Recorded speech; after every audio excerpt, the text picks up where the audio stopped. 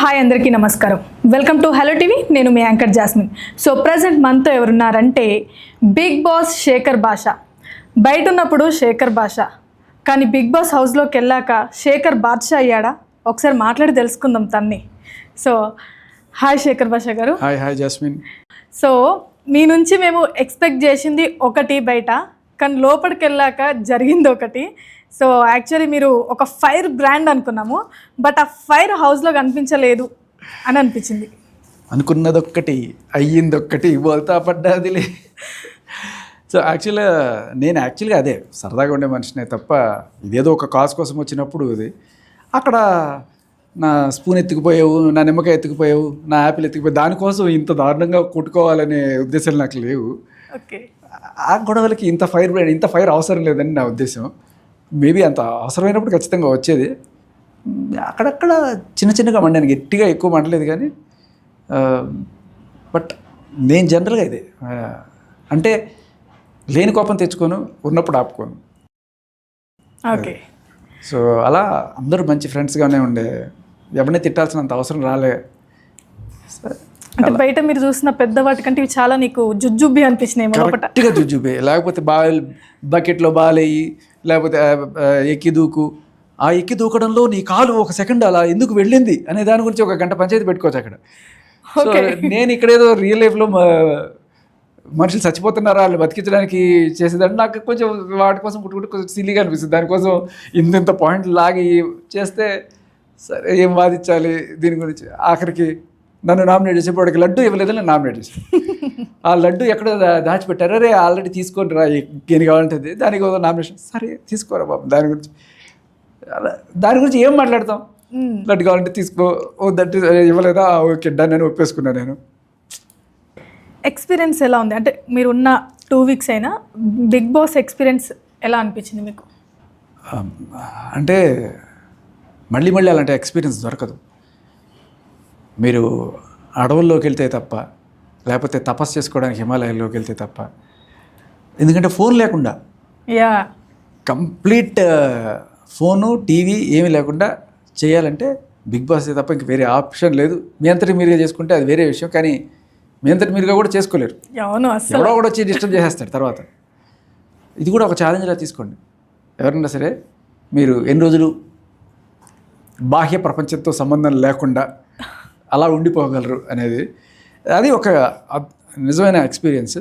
కాకపోతే ఇంకొక ఎక్స్పీరియన్స్ ఏంటంటే టైంపాస్ ఎలా చేయాలి, ఏ పని పాట ఉండదు. ఎంతసేపు వాడేం తప్పులు చేసాడు, వీడేం తప్పులు చేసాడు అని చెప్పి ఎతికి నామినేషన్ పాయింట్లు తీసుకోవడంలోనే అంత మునిగిపోతుంటారు తప్ప ఇంకా నాలాంటి వాడికైతే అసలు ఏమి ఉండదు. అంటే వీళ్ళైనా ఏదో చికెన్లు మటన్లు దాంట్లో వంటలు గింటలు, నాకు అంత వంటలు పిచ్చి ఉండదు. ఏది ఉంటే అది తినేసుకోవడం, ఇది చేసుకోవడం. నాకు ఇది చెయ్యి అని ఏ రోజు ఎవరిని అడగల నేను. వాళ్ళు ఎవరన్నా చేసి ఇదో తిను అంటే తప్ప నేను. ఇంకోటి ఏంటంటే నా కర్మగాలి నన్ను తీసుకెళ్ళి లగ్జరీ క్యాన్లో పడేశారు. ఫస్ట్ నేను రావడమే టాస్క్ గెలిచాను. అది దానివల్ల ఏదో లగ్జరీ క్యాన్లోకి వెళ్ళిపోయిన తర్వాత ఆ లగ్జరీ క్యాన్లో ఏ పనులు చేయకూడదంట. పనులు లేవు, ఖాళీ కూర్చొని ఉండాలి. చేస్తానన్నా కూడా ఒప్పుకోరు. అవి పాపం హెల్ప్ చేయడానికి హెల్ప్ కూడా చేయకూడదు. మా చీఫ్ ఒప్పుకోదు. మళ్ళీ నామినేషన్లో హెల్ప్ చేయలేదు అని చెప్పేసి అట్లా కూడా వేసేటోళ్ళు ఉన్నారు కదా, మరి అట్లా అనిపించలేదా నీకు? అది నన్ను ఆ కేటగిరీలో వేయడానికి కూడా లేదు. అదే అంటే ఇప్పుడు ఆదిత్యవంకి వేరే క్లాను, పాపం వాళ్ళకి భేద వాళ్ళ క్లాను, ఆయన అన్ని పనులు చేయాల్సిన బాధ్యతలు ఆయన మీద పెట్టారు. అలాంటప్పుడు నేను దర్జాగా కూర్చుంటే అది కూడా తప్పండి. నేను ఎట్లా, అది బిగ్ బాస్ చెప్పాడు ఏం వర్క్ చేయదని చెప్పి. అంటే చాలామంది బిగ్ బాస్కి వెళ్ళి అంట్లు దోమడాలు, బట్టలు తుక్కోవడాలు, బాత్రూమ్ లెట్రిన్ క్లీన్ చేయడాలు, ఇల్లు క్లీన్ చేయడాలు, ఇలాంటి పనులన్నీ చేసి, అంటే మా అమ్మ వాళ్ళు కూడా అనుకున్నారు ఏ రోజు ఇంట్లో చేసిన పాపానికి పోలేదు, వీడు ఇప్పుడు ఎన్ని చేస్తాడు నేను చూసి సంతోషిస్తాం అనుకున్నారు. కానీ వెళ్ళిన తర్వాత వీడు అదేదో పాట తక్కువని గుర్తు అట్లా, నేను అక్కడ కూడా రాజా ఇక్కడ కూడా రాజా అన్నట్టుగా అక్కడికి వెళ్ళిన తర్వాత తీసుకెళ్ళి ఆ క్లాన్లో పడేశారు. ఏ పని లేదు, హ్యాపీగా దర్జాగా. అదృష్టం అలా పట్టుకుంది. ఓకే. సో మీరు ఒకసారి ఒక ప్రెస్ మీట్కి వెళ్ళినప్పుడు ఒక రిపోర్టర్ అడిగారు మిమ్మల్ని, మీరు బిగ్ బాస్కి వెళ్తున్నారా అని చెప్పేసి. మీరు దానికి అంటే నో అని చెప్పలేదు, అట్లని వెళ్తున్నాను కూడా చెప్పలేదు. అంటే మీకు ఆల్రెడీ ఒక ఐడియా ఉందా? అది ఎలా ఉంటుందంటే బిగ్ బాస్కి ఫస్ట్ ఇంటర్వ్యూకి పిలవడానికి ముందు ఒక డిస్కషన్స్ జరుగుతున్నాయి అనే ఫేజ్లో ఉన్నప్పుడు మేబీ అడిగినప్పుడు మనం ఇంకోటి ఏంటంటే చెప్పకూడదు యాజ్ అ రూల్. మనం వెళ్ళేదాకా బయట ఎక్కడ కూడా చెప్పకూడదు, అది అగ్రిమెంట్లో ఉంటుంది. వెళ్ళిన తర్వాత సర్ప్రైజ్గా ఉండాలి తప్ప చెప్పకూడదు. అందుకనే అలా చెప్పాల్సి వస్తుంది. సో అప్పటికి మీరు ఓకే అయిపోయారు అయితే? అంటే మీరు చూసిన ఇంటర్వ్యూ ఏ టైంలో అడిగారో తెలియదు. బిగ్ బాస్ స్టార్ట్ కావడానికి 10 రోజుల ముందు ఫస్ట్ డిస్కషన్స్ కోసం రాజ్ తరుణ్ గారిది మూవీ ప్రెస్ మీట్లోనే నేను డేట్ చెప్తాను మీకు కరెక్ట్గా. ఎప్పుడంటే ఆగస్టు 31 నేను 30 వెళ్ళాను నేను. ఆగస్టు 20 ఆ టైంలో నాకు జస్ట్ డిస్కషన్స్ కోసం పిలుపు వచ్చింది. 21, 22లో ఇంటర్వ్యూ అయి ఉంటుంది. ఇంటర్వ్యూ అయిన తర్వాత మరి దాని రిజల్ట్ నాకు ఒక 2 రోజుల్లో తెలిసింది. ఇంకా తర్వాత రిజల్ట్ కూడా అంటే తర్వాత నేను ball is in my court, నేను వెళ్ళాలా వద్దా అని డిసైడ్ చేసుకునే. అంటే మా ఆవిడ ప్రెగ్నెంట్ కాబట్టి ఒక 1 డే అలా డిస్కస్ చేసుకుని ఫైనల్గా తర్వాత I decided 24th or 25th agreement అయింది. ఆ తర్వాత నేను వాళ్ళు సూట్ కేసులు పంపిస్తారు, అన్ని సర్దేసి పంపించాలి. But at any point of time మనం చెప్పకూడదు అనేది వాళ్ళ పాయింట్. ఇప్పుడు చెప్పుకోవచ్చు. ఓకే. సో ఇంకొకటి అంటే దీనికి మాకు జెన్యూన్ ఆన్సర్ కావాలి. బికాజ్ అంటే ఓకే మీరు ఓవరాల్ జెన్యూనే చెప్తారు. అందరికీ బయట జనాల్లోకి ఉన్నది ఏంటంటే మీరు యాక్చువల్లీ బిగ్ బాస్లోకి వెళ్ళింది నిన్న మొన్న జరిగిన కొన్ని ఇష్యూస్ వల్ల. సో అక్కడ జరిగింది ఏంటంటే ఆల్రెడీ లావణ్య అనేది తను బిగ్ బాస్ కోసమే ఇదంతా చేస్తున్నాడు అని చెప్పేసి బిగ్ బాస్ డీలింగ్ నడిచింది, 1,00,000 రూపాయలు ఏమో ఇచ్చిండు, బిగ్ బాస్ కూడా ఇస్తాడు అని చెప్పేసి పోతున్నాడు అన్నాడు. సరే ఆమె విషయం పక్కన పెడితే, ఆమె పాయింట్ ఆఫ్ వ్యూ పక్కన పెడితే జనాలందరూ అనుకునేది ఏంటంటే అంటే మీరు అన్నారు కదా రాజ్ తరుణ్కి నేను సపోర్ట్ చేస్తాను, నేను ఉంటాను అని. అదే గొడవలు జరుగుతున్న సందర్భంలోనే మీరు బిగ్ బాస్కి వెళ్ళాలని తీసుకున్న ఈ డిసిజన్ మీకు కరెక్ట్ అనిపించిందా? నాకు యాక్చువల్గా కొంత ఉండాలి, ఉంటే బాగుండు, వాళ్ళకి కొంత సపోర్ట్గా ఉంటుంది అని అనుకున్నాను. కానీ బట్ ఆ పాయింట్ ఆఫ్ టైంకి ఆల్మోస్ట్ చావు చేత కొట్టేసాం. ఇంకా ఏమీ లేదు, అందరూ క్లియర్ కట్గా అందరికీ అర్థమయ్యేట్టుగానే ఉంది. ఇంకా ఎవరో 2-3 మీడియా ఛానల్స్ వీళ్ళకి దోస్తులు ఎవరో ఉంటారు కదా ప్రతి ఒక్కరికి, వాళ్ళు ఎవరో వీడిని కూర్చోబెట్టి ఇంటర్వ్యూలు చేయడం తప్ప ఇప్పుడు ఏ ఛానల్ వాళ్ళ దోస్తులు చేసిన ఇంటర్వ్యూలు అయినా కూర్చున్నా కూడా ఎందుకు కామెంట్స్లో వేసుకుంటారు, ఎందుకు మళ్ళీ ఇట్లాంటి వాళ్ళని ఇంటర్వ్యూలకు పిలుస్తారు, మీకు కనబడట్లేదా అని చెప్పి. జస్ట్ అంటే అదేంటున్నా మీరు జనాలు ఏమనుకుంటున్నారు అనుకునేది జస్ట్ చూస్తే అర్థమైపోద్ది. అంత క్లియర్ కట్గా నాకు విశ్వసనీయత అనేది లేదు జనాల్లో. వాళ్ళ మీద అబద్ధాలే చెప్తున్నారు, మోసాలే చేస్తున్నారు అనేది జనాలకు బలంగా వెళ్ళింది. దాంతోపాటు రాజ్ తరుణ్ ఫస్ట్ సేవ్ అయిపోయాడు, బెయిల్ వచ్చింది. ఇంకా తర్వాత ఏం చేసుకున్న ఛార్జ్షీట్ ఇలాంటివి ఏమైనా జరిగినా కూడా అది కోర్టు ప్రొసీజర్. ఆ టైంలో మళ్ళీ ఎప్పుడో వాదనలు వచ్చినప్పుడు అప్పుడు చూసుకునే టైం. అప్పటికి మన దగ్గర ఉన్న సాక్ష్యాలు ఇంకా కొత్తగా యాడ్ అయిన సాక్ష్యాలు ఏమైనా ఉంటే అవన్నీ కూడా యాడ్ చేసి పంపించవచ్చు. దానికి ఇంకా ఒక 6 నెలలు సంవత్సరం టైం ఉంటుంది. సో ఈ లోపు I can take a chance అనుకున్నా. సో ఓవరాల్గా ఒక సేఫ్ జోన్లో పెట్టాకే మీరు వెళ్ళారు అంటారు? అనుకున్నాను. ఓకే, అనుకున్నాను. అండ్ మీరు సెకండ్ వీక్ నామినేషన్లో ఉన్నప్పుడు అంటే మీరు బయటకు వచ్చాక మీకు ఇప్పుడు తెలిసి ఉండొచ్చు, బయట ముంబైలో ఒక ఇష్యూ జరిగింది. నేను దాన్ని కూడా పర్టికులర్గా అనాలనుకోవట్లేను, మీకు తెలుసు ఆమె అక్కడికి వెళ్ళడం అదంతా. ఆ తర్వాత మీరు అప్పుడే నామినేషన్లో ఉండడం జరిగింది. చాలామంది కామెంట్ చేశారు, అరే ఓట్లు వేయకండి భాష, నువ్వు రా కాపాడు కాపాడు, అరే ఎవ్వరు ఓట్లు వేయకండి రా బయటకు వచ్చేస్తాడు. నిన్న కూడా అన్నారు జానీ మాస్టర్ కోసం వీడు బయటకు వచ్చినట్టుందని చెప్పి కొంతమంది కామెంట్లు కూడా పెడుతున్నారు. బట్ మీకేమనిపించింది? అదే నిజం అనిపించింది అంటే జనాలు ఆ పాయింట్ ఆఫ్ వ్యూలో బయటికి తీసుకొచ్చారు అనిపించిందా? లో ప్రపంచానికి మనకి ఏ రకమైన కనెక్షన్ ఉండదు. అసలు బయట ఏం జరుగుతుందో అసలు ఇంత కూడా తెలిసేది అన్లెస్ మనుషులు పోతేనో వాళ్ళు ఎవరన్నా పోతేనో. ఇప్పుడు ప్రేరణ వాళ్ళ అమ్మమ్మో లేకపోతే నానమ్మ ఎవరో చనిపోయారు అనే విషయం తెలిస్తే అప్పుడు బిగ్ బాస్ పిలిచి ఒక విషయం చెప్పాడు. అండ్ అలాగే నాకు బాబు పుట్టాడనే విషయానికి పిలిచి అదే స్టేజ్ మీద ఆయన చెప్పడం జరుగుతుంది. సో ఇలాంటి హైలీ ఇంపార్టెంట్ మ్యాటర్ తప్ప మామూలుగా మనకి సంబంధం లేనివి లేకపోతే చెప్పరు. ఏ రకమైనవి అసలు తెలిసే ఛాన్సే లేదు. కాకపోతే ఒక ఛానల్ ఉంది ఇలాంటివి తెలుసుకోవాలంటే, వారం మనకి బట్టలు పంపిస్తారు ఇంట్లో వాళ్ళు. ఓకే. సో అప్పుడు ఏమవుతుందంటే ఒక సూట్ కేసులో మాసిపోయిన బట్టలు లేకపోతే ఏమైనా వద్దని మనం పంపించేయచ్చు.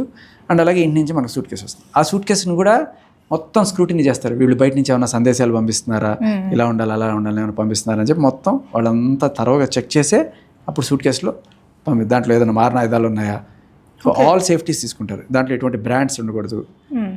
అదంతా జరిగిన తర్వాతే వస్తుంది.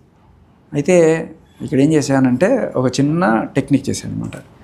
నేను కనుక బయటకు వచ్చేయాల్సిన పరిస్థితి ఉంది అని కనుక అనిపిస్తే నాకు ఇంటి నుంచి ఈ పర్టికులర్ రెడ్ కలర్ షర్ట్ పంపించు, కోడ్ రెడ్. ఓడి అమ్మా, అది వచ్చిందంటే నేను ఏదైనా చేసి బయటకు వచ్చేస్తాను అని చెప్పా. ఓకే. సో అంటే ఇప్పుడు రాజధాని ఇష్యూ కావచ్చు, లేకపోతే ఏదైనా ఇది ఏదైనా సరే ఇంట్లోకి సంబంధించి ఏదైనా సేఫ్టీకి సంబంధించి ఏ తేడా వచ్చినా నాకు just send me this red shirt, వచ్చేస్తాను నేను అనేది నా అక్కడ చెప్పి వచ్చాను అనమాట. సో అలా వాళ్ళు పంపించుంటే అది నాకు తెలిసి నేను వెంటనే ఏదో ఒకటి చేసుకొని బయటకు వచ్చేసాను అని అనుకుంటున్నాను మీరు. కానీ వాళ్ళు ఏ రోజు అలా పంపించరు. మా వాళ్ళు చాలా ధైర్యవంతులు. నిజంగా ఏం జరిగినా పంపించరు వాళ్ళు. వీడు ఆడి గెలిచి రావాలంటే వాళ్ళు పంపించరు. నేను మాత్రం అందుకు కాకపోయినా నేను అక్కడ ఫుడ్ పడక ఇంకా కొన్ని రీజన్స్ వల్ల నేను వచ్చేద్దాం డిసైడ్ అయ్యా. కొంచెం ఆ టైంలో కొంచెం ఎమోషనల్ అయ్యి ఉండే, కొడుకుని చూడాలని కోరికే బలంగా ఉండే. సో అది బయట రాజ్ తరుణ్ గారు కూడా మీకోసం ఇన్స్టాలో స్టేటస్లు పెట్టడం, స్ట్రాంగ్గా ఉండు, స్ట్రాంగ్గా ఆడు అని చెప్పేసి పెట్టారు, చూసారా మీరు? అంటే మీరు చెప్తే తెలుస్తుంది. బట్ ఆయన ఇంటర్వ్యూ చూసాను నేను ఒకటి వచ్చిన తర్వాత. స్టోరీస్ కూడా పెట్టారు, మీరు స్ట్రాంగ్గా ఆడండి, మీరు ఉండాలి అని చెప్పేసి.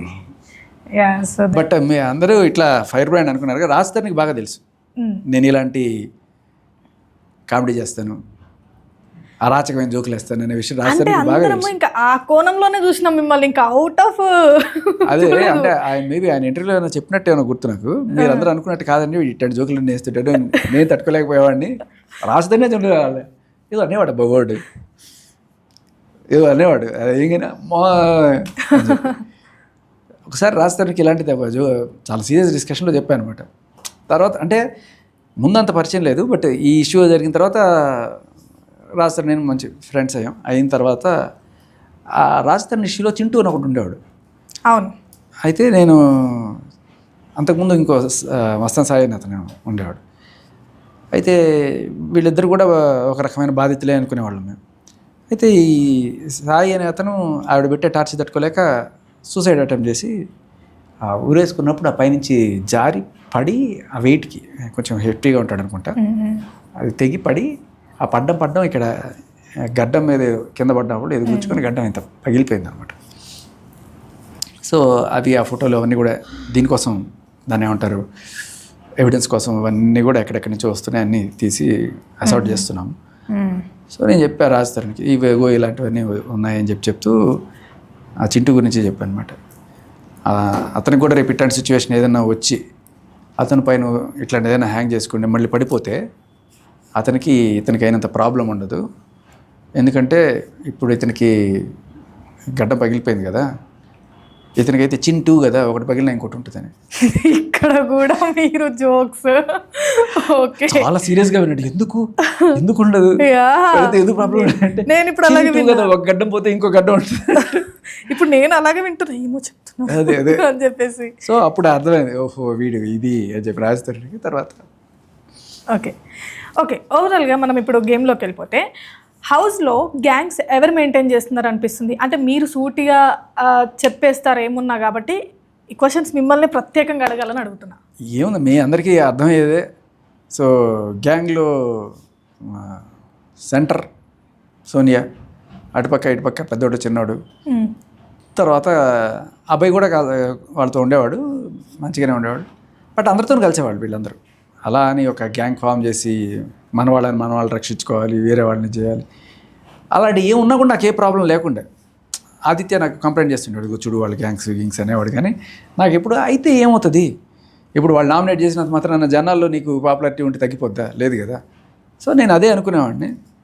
బట్ ఎలా అంటే ఆ గ్యాంగులు కూడా ఎందుకు అవుతాయి అనిపిస్తే, వీళ్ళందరూ సీరియల్స్ చేయడం వల్ల ఒకరికొకరు పరిచయం. సో జనరల్లీ మీరు కాలేజీలోకి వెళ్ళినా కూడా కొత్తగా చేరారనుకోండి, మీ పాత స్నేహితులు ఎవరైనా ఉంటే ఫస్ట్ వాడికి అట్రాక్ట్ అయిపోయి వాడితోనే ఉంటారు కదా, ఎక్కువ వాళ్ళతో కలిసి ఉంటారు. తర్వాత మెల్లగా వేరే వాళ్ళు అవన్నీ తెలుస్తాయి. ఇది కూడా అంతే, ఇనిషియల్ స్టేజెస్లో ఫస్ట్ 2 వీక్సే కదా నేను ఉండింది. అప్పట్లో వీళ్ళు నాకు ఫ్రెండ్ అనుకో వాళ్ళు మాట్లాడుకునేవాడు. విష్ణుప్రియ కూడా నాకు పెద్ద కనెక్షన్ లేకుండే. సో విష్ణుప్రియ నన్ను నామినేట్ చేసిన దాని కారణం అంటే పెద్ద పరిచయం లేదు నాకు, ఎక్కువ మాట్లాడలేదు, నాకు తన గురించి ఏం తెలియదు, అందుకని నామినేట్ చేశాను. అప్పుడు తగులుకున్న విష్ణుప్రియ గట్టిగా. అప్పటి నుంచి కనీసం ఒక 100-200 జోకులు చెప్పి ఎక్స్ప్రెషన్ ఇవ్వగానే ఇంకోసారి నామినేట్ చేస్తాను నన్ను అని చెప్పాను. సో అలా ఉండేది. ఉంటాయండి, అంటే పాత పరిచయాల వల్ల ఉంటాయి. అంటే మీకు ఎవ్వరు పరిచయం లేకుండా మీరు బిగ్ బాస్లోకి వెళ్ళగానే అక్కడ ఉన్న కంటెస్టెంట్స్ 14 మందిలో 13 మంది ఎవరు నాకు ఒకళ్ళే పరిచయం, బేబక్క. అది కూడా ఒకసారి నేను ఇంటర్వ్యూ చేశాను, ఇట్లా మీరు నన్ను ఇంటర్వ్యూ చేసినట్టు నేను బేబక్కని ఇంటర్వ్యూ చేశాను ఎఫ్ఎంలో. అంతే, అంతకు మించి అంటే ముఖ పరిచయం, ఫ్రెండ్స్ కూడా కాదు. ఆదిత్య ఓం జస్ట్ లాహిర్ సినిమాలో చూశాను. సో ఫస్ట్ లోపలికి వెళ్ళినప్పుడు ఎవ్వరు తెలియదు నాకు, ఎవర్రా మీరంతా అనుకున్నాను నేను. సరే తర్వాత అందరూ మంచి ఫ్రెండ్స్ అయ్యారు. ఓకే. సో ఇంకా హౌస్లో మీరున్న 2 వీక్స్ అయినా సింపతి గేమ్స్ ఎవరు ఎక్కువగా ప్లే చేస్తున్నారు అనిపిస్తుంది? నేను ఉన్న 2 వీక్స్లో ఖచ్చితంగా అది that credit card goes to Manikanta. Expected నేను. నాకు మణికంఠ అండ్ సోనియాతో తప్ప ఇంకెవ్వరితో అసలు ఏ రకమైన ప్రాబ్లమే లేదు. సింపతి గేమ్స్ తను, ఈవిడ సూపీరియారిటీ కాంప్లెక్స్ ఈవిడిది. ఆయన సింపతి కార్డు, ఈవిడిది సూపీరియారిటీ. నాకు అన్నీ తెలుసు, నేను అందరికీ జడ్జిమెంటు లేకపోతే సలహాలు సూచనలు నేనే ఇస్తాను అనే టైప్లో మాట్లాడుతుంటే, నువ్వెవరు నాకు చెప్పడానికి అనే టైప్లో నాకుండే. వీళ్ళిద్దరూ అవును ఈవిడే రాజమాత, ఈవిడేం చెప్తే అదే కరెక్ట్గా ఉంటుంది అనుకుని వాళ్ళు ఈవిడే తెలివైంది, మేము తెలివి తక్కువ వాళ్ళం అని చెప్పి వాళ్ళు సరెండర్ అయిపోయి ఆవిడ చెప్పిన గేమ్ వీళ్ళు ఆడడానికి అన్నట్టుగా అనిపించేది. ఓకే. సో ఆవిడ చెప్పడం కూడా, అంటే టీంలోకి ఎందుకు వస్తున్నాం అంటే నా గైడెన్స్ వాళ్ళకి అవసరం. హైలైట్ చేసుకుంటా పాయింట్ ఏంటంటే, నాకు అవసరం అనుకుంటే నేను నిన్ను పిలుస్తా, నువ్వే వస్తున్నావు నేను నీ దగ్గరికి వస్తా అని చెప్పి అన్నప్పుడు నువ్వేం చెప్పాలి? నేను వాళ్ళ దగ్గరికి ఎందుకు వెళ్తున్నాను చెప్పాలి, వాళ్ళకి నేను అవసరం కాబట్టి నేను దానికి వెళ్తున్నాను. వాళ్ళకి నువ్వు అవసరం అయితే వాళ్ళు చెప్పాలి కదా, నువ్వు చెప్పడం ఏంటి? అంటే ఆ రకమైన సుపీరియారిటీ కాంప్లెక్స్ అనమాట. ఓకే. సో యాక్చువల్లీ మీరు ఎలిమినేషన్ కూడా చూశారు సోనియాది. అంటే నార్మల్గా ఎందుకు అడుగుతున్నానంటే, చాలామంది బయట జనాలు ఫుల్ మొత్తం elimination button full of negativity. So అంటే మీకు ఫేర్ అనిపించిందా, అన్ఫేర్ అనిపించిందా? తర్వాత మీరు బయటకు వచ్చాక కూడా తను ఉంది కాబట్టి ఒక 2 వీక్స్ మనం ఎప్పుడు జనం పక్షమే. ఓకే. సో నాకు ఫెయిర్ అనే అనిపించింది. ఎందుకంటే ఒకటి, for one reason, at least Nikhil తన సొంత గేమ్ ఆడితే చూడాలి, ఆవిడ ఇన్ఫ్లుయెన్స్ నుంచి బయటికి రావాలి అండి. అదేం లేదు అని ఆవిడ చెప్పినా కూడా, ఆవిడ ఆ రోజు క్లాన్లోకి వెళ్ళే ముందు ఆవిడ చెప్పిన రీజన్, నా గైడెన్స్ వాళ్ళకి అవసరం అంటే నేను గైడెన్స్ ఇస్తా వాళ్ళకి, వద్దమ్మా నీ గైడెన్స్, వాళ్ళని వాళ్ళ ఆట ఆడని అని జనాలు అనుకున్నట్టే నేను కూడా అనుకున్నా బయట నుంచి. ఇన్ దట్ పాయింట్ అంటే ఇప్పుడు మీరు అన్నారు కదా నిఖిల్కి క్లారిటీ లేదా? ఇప్పుడు సోనియాతో ఉంటున్నాడంటే నిఖిల్ ఏమన్నా గేమ్ ప్లే చేస్తున్నాడా తన వ్యూ ఆఫ్? అదే నిఖిల్ వచ్చిన 1-2 days బాగా గట్టిగా ఉండే మనిషి, అరే మంచి సమర్థుడు అని అనుకున్నా. బట్ తర్వాత 3-4 రోజుల నుంచి చూస్తే కొంచెం సాఫ్ట్గా మంచిగా మారాడు మనిషి. మంచిగా మారడం కూడా ఓకే, ఇంకా తర్వాత పోను ఈవిడ చెప్పడం ఈయన వినడం అనేది అన్నట్టుగా అనిపిస్తుంది నాకు.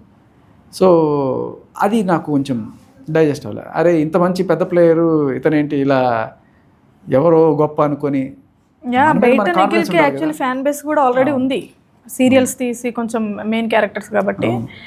దెన్ అదే అంటే అందరూ ఏమంటున్నారంటే నిఖిల్ మాస్క్ వేసుకొని ఉన్నాడు, ఎందుకంటే చిన్నపిల్లోడు ఏం కాదు, ఇప్పుడు ఆమె ఇన్ఫ్లుయెన్స్ చేస్తుందంటే ఆమె ఒక నామినేషన్లో అన్నది కదా నేను పులి అని చెప్పేసి. సో అట్లా అని చెప్పేసి పులికి భయపడి నిఖిల్ పులిని పక్కన పెట్టుకోవాలని పెట్టుకున్నాడా? పులి కాదు, పూలు పెట్టుకున్నాడు. ఓకే.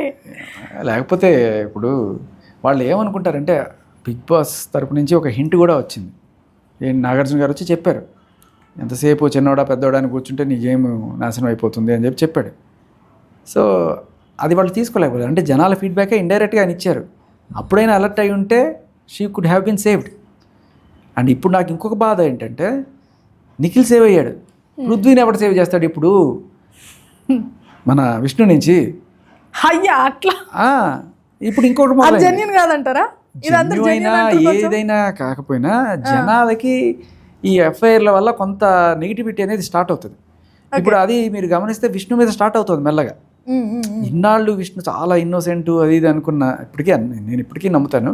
బట్ అయినా కూడా ఎప్పుడైతే ఇటువంటి ఇవి మళ్ళీ బిగ్ బాస్ మరి జూమ్ చేసి ఇదిగో వీళ్ళు చేష్టలు ఇట్లా ఉంటాయని చెప్పి చూపిస్తారో, అప్పుడు ఐ డోంట్ నో జనాలు ఎలా రిసీవ్ చేసుకుంటారు. నాకు ఆల్రెడీ అందుకే ఒకవేళ పృథ్వీ పోతాడా లేకపోతే విష్ణు పోతుందా ఈ లవ్ డ్రామా వల్ల అని చెప్పి నాకు అదే అనిపిస్తుంది. లవ్ డ్రామా అన్నారు కదా, లవ్ డ్రామా నడుస్తుందా లేదంటే జెన్యూన్ ఉందా, లేదంటే అక్కడ ఉన్న సిచ్యువేషన్ బట్టి ఆ సారీ పిల్ల లవ్ correct డ్రామా అయిందా? కూడా కదా, ఒక ఫ్లర్టింగ్ అనుకోవచ్చు. ఎవరిని ఫ్లర్టింగ్ చేస్తున్నారు? విష్ణునే పృథ్వీని ఫ్లర్టింగ్ చేస్తుంది, ఫస్ట్ నుంచే చేస్తుంది పాపం. ఓకే.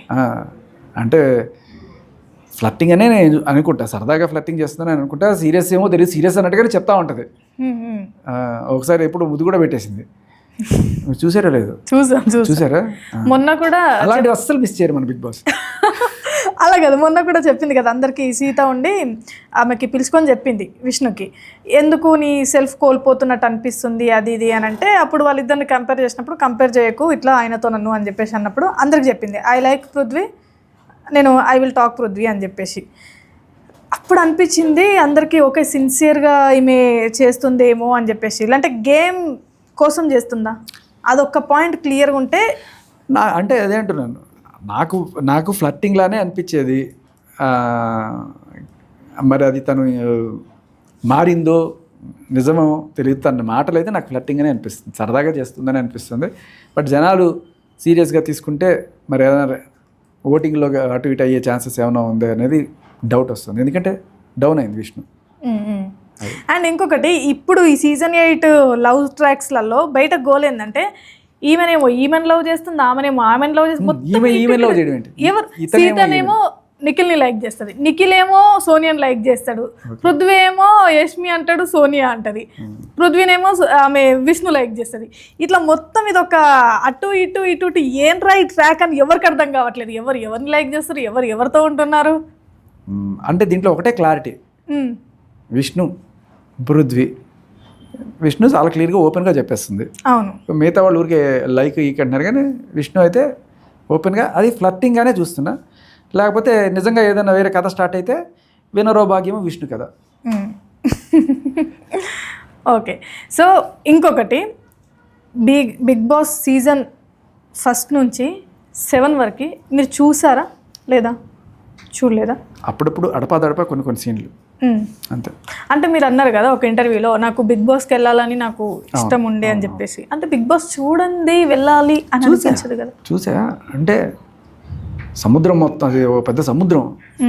బట్ ఏదో అక్కడక్కడ కొన్ని బీచ్లు చూశాను, కానీ మొత్తం అన్ని బీచ్లు చూడలేదు. అన్ని బీచ్లు చూడలేదు అంటే మధ్య మధ్యలో చూశాను.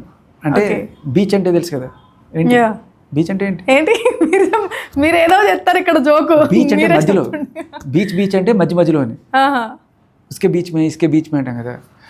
సో అలా మధ్యలో చూసాను. మీరు ఇంకా సముద్రం బీచ్లో ఉన్నారా? ఎగ్జాక్ట్లీ అది అనుకున్నా నేను. సో అలా మధ్యలో చూసినప్పుడు నాకు ఒకటే అనిపించింది, బిగ్ బాస్ నేను ఎందుకు పోవాలి అంటే, ఇక్కడ మనల్నిగానే చూపిస్తారా, అది చాలా ఇంపార్టెంట్. సో నేను అక్కడ నన్నుగానే ప్రొజెక్ట్ చేసుకోవడానికి ఒక మంచి అవకాశం ఉంది.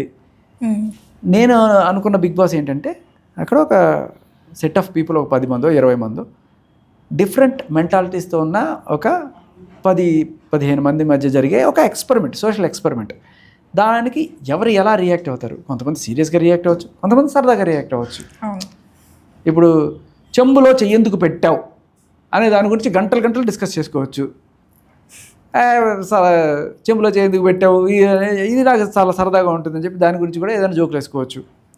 సో ఇలా ఒక్కొక్క మెంటాలిటీ ఒక్కొక్క కోణంలో చూస్తారు. That's the beauty. నేను నా సరదా కోణమే చూపించాను అక్కడ. Basically that's what I am. అంటే ఈ గొడవలన్నీ పెట్టుకోకుండా తలకాయ నొప్పులు అని చెప్పేసి మీరు ఏమైనా సేఫ్గా జోకులు వేసుకుంటా? గొడవలు వస్తే పడతా, నేనే తగ్గేవాడిని ఏం కాదు కదా. చిన్న వాడికి ఏం పెట్టుకున్నా, లడ్డు తీసేసుకున్నావు, కదా, ఇంకేముంటాయి, ఇంకా ఒక ఫోన్ ఉన్నాయి. ఎలాంటివంటే ఇప్పుడు గొడవ ఆరెంజ్ కోసం కాదు, మీరు గమనిస్తే గొడవ ఆవిడ ఆధిపత్యం చెలాయించడానికి చేసినప్పుడు వచ్చిన గొడవ. నాకు అది నచ్చల. నీకు ఆరెంజ్ కావాలంటే తీసుకో, వద్దంటే అది పెద్ద విషయం కాదు. నువ్వు ముట్టుకోవడానికి లేదు, నువ్వెవరు చెప్పడానికి? నువ్వేనా బిగ్ బాసా? ఆరెంజ్లు నువ్వు కొన్నావా? అందరికీ ఈక్వల్ రైట్ ఉంది కదా హౌస్లో. ఈక్వల్ రైట్స్ కూడా కాదు, గెలిచిన వాళ్ళకి ఎక్కువ రైట్స్ తెలియదు.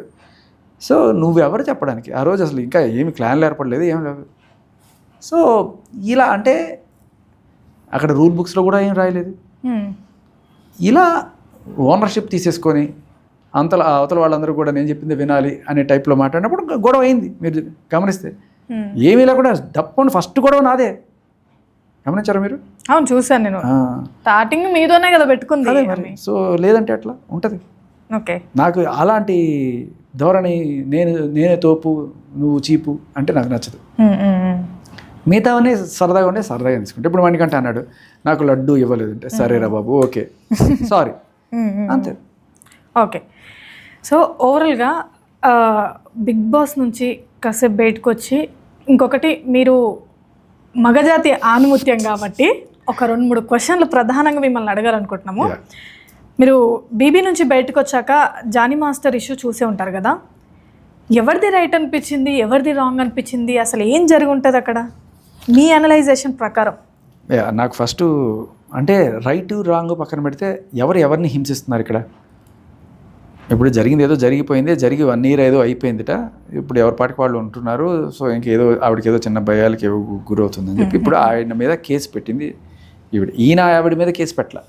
అవును, ఈయన ఆవిడ మీద కేసు పెట్టి ఈవిడ అట్ట చేస్తుంది అని చెప్పి ఆవిడ మీద కేసు పెట్టుంటే మరి ఆవిడ ఏం తప్పులు చేసిందని మాట్లాడచ్చు. ఇక్కడ కేసు పట్టినప్పుడు ఈయన తప్పు చేశాడు అని చెప్పి మీడియాలో కావచ్చు, పోలీసులు ఆయన రిమాండ్లో తీసుకురావడం కావచ్చు, ఈయన సఫరింగ్ స్టార్ట్ అయింది. ఒకవేళ ఈయన నిర్దోష అయి ఉంటే ఈయన తీసుకెళ్ళి రిమాండ్లో పెట్టడము, ఈయనకి ఆ డ్యాన్స్ అసోసియేషన్లో నుంచి దాన్ని తీసేయడము, లేకపోతే ఇలాంటివన్నీ కూడా ఆయనకి జరిగిన అన్యాయాలే. ఇంకా ఆయన దోషం తేలక ముందే మనం ఒకటి రాసేస్తాం.